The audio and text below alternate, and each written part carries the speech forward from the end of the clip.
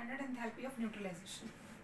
जैसे standard enthalpies होते हैं वैसे ही न्यूट्रलाइजेशन के केस में क्या होता है, when one mole of any acid reacts with 1 mole of any base to form salt and water, that neutralisation process में जो भी एनर्जी एब्जॉर्ब या रिलीज होती है that energy is simply called as standard enthalpy of neutralisation.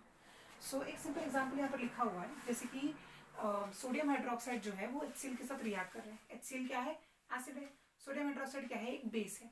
तो acid base के साथ react करके क्या बना रहा है, सॉल्ट और वाटर बना रहा है। अब यहाँ पर न्यूट्रलाइजेशन, इन रिएक्शंस को ही एक्चुअली न्यूट्रलाइजेशन कहते हैं। क्यों? क्योंकि आपका फाइनली जो प्रोडक्ट बन रहे हैं वो सारे न्यूट्रल पीएच के होते हैं। इसका पीएच 7 के नीचे होगा, इसका पीएच 7 के ऊपर होगा। NaOH का तो एक्चुअली 14 होता है पीएच। और जब आप बात करेंगे सोडियम क्लोराइड और वाटर की, मतलब ब्राइन सोल्यूशन की जब आप बात करेंगे तो उसका पीएच जो होता है वो 7 होता है। क्योंकि इसका सोल्यूशन 7 पर आ रहा है और वो न्यूट्रल पीएच है, तो इसलिए इन रिएक्शंस को क्या कहते हैं, न्यूट्रलाइजेशन रिएक्शन कहते हैं।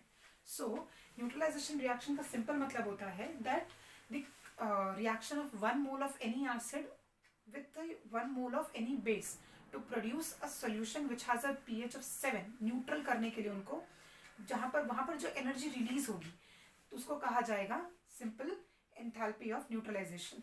नाउ यहाँ पर आपको दिया हुआ -55 किलो जूल पर मोल। एक और एग्जांपल हम ले सकते हैं, और हाँ ये सारे के सारे एक्वस सॉल्यूशंस हैं, ठीक है। एक्वस नहीं है मतलब, हाँ एक्वस ही ले लो, ठीक है।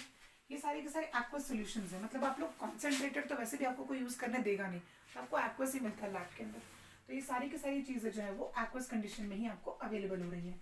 एक्वस कंडीशन का मतलब होता है सोल्यूशन प्रेजेंट इन वाटर, मतलब वाटर सोल्यूशन किसी चीज का जब बनाया जाता है तो उसको एक्वस सोल्यूशन कहा जाता है।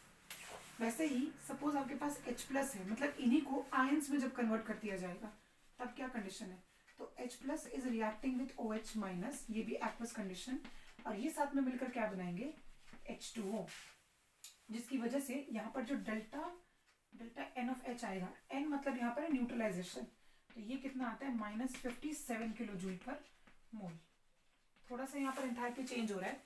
एंथैल्पी चेंज इसलिए हो रहा है क्योंकि कुछ नहीं, बस आपको आयंस में कन्वर्ट करके दिया हुआ है, तो ions are going to react more fastly and that is why the enthalpy is changing slightly. So this is simply called as enthalpy of neutralization, energy required to neutralize a certain molecule। और acid और base का reaction जब आप कराएंगे तो जो neutralisation होगा उसमें जो एनर्जी वेस्ट हो रही है, फिर वेस्ट इन द सेंस जो एनर्जी रिलीज हो रही है, that is simply called as enthalpy of neutralisation.